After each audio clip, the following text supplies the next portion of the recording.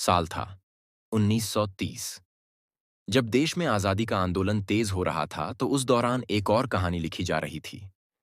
ये कहानी थी दो लोगों के प्यार की।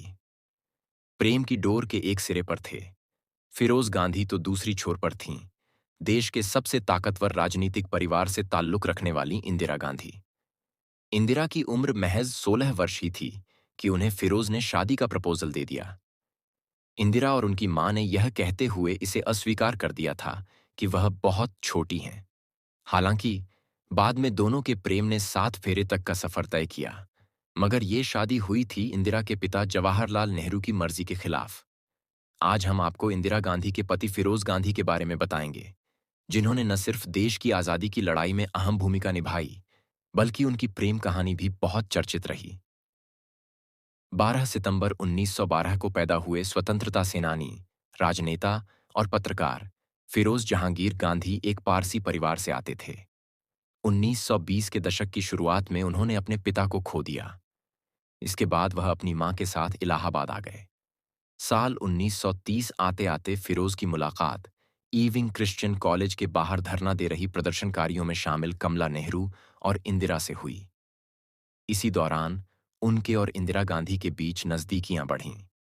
बर्टिल फॉल्क की किताब फिरोज द फॉरगोटेन गांधी में प्रेम कहानी के अनछुए पहलुओं का जिक्र है। बताया जाता है कि दोनों के बीच कई बार मुलाकातें हुईं, लेकिन फिरोज ने पहली बार 1933 में इंदिरा के सामने शादी का प्रस्ताव रखा था। शुरुआत में इंदिरा और उनकी मां ने उनके प्रस्ताव को ठुकरा दिया, मगर फिरोज नेहरू परिवार के करीब आ गए, खासकर इंदिरा की मां कमला नेहरू के। इसी दौरान इंदिरा और फिरोज के बीच इंग्लैंड में रहते हुए एक दूसरे के बीच नज़दीकियां बढ़ीं। उनके प्रेम ने 7 फेरे तक का सफर किया और इंदिरा ने अपने पिता जवाहरलाल नेहरू की मर्जी के खिलाफ जाकर फिरोज से 1942 में शादी कर ली। बताया जाता है कि फिरोज और इंदिरा की शादी के बाद महात्मा गांधी ने ही उन्हें अपना सरनेम दिया था। भारत छोड़ो आंदोलन के दौरान इंदिरा और फिरोज साथ में जेल भी गए। शादी के दौरान दोनों के बीच मनमुटाव भी हुआ, लेकिन इस बीच उनके 2 बेटे राजीव और संजय का जन्म हुआ।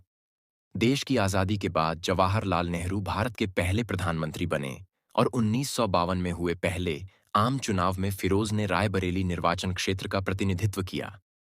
फिरोज ने अपने ससुर की सरकार की आलोचना की और भ्रष्टाचार के खिलाफ अभियान भी छेड़ा। साल 1957 में वे रायबरेली से फिर से चुने गए।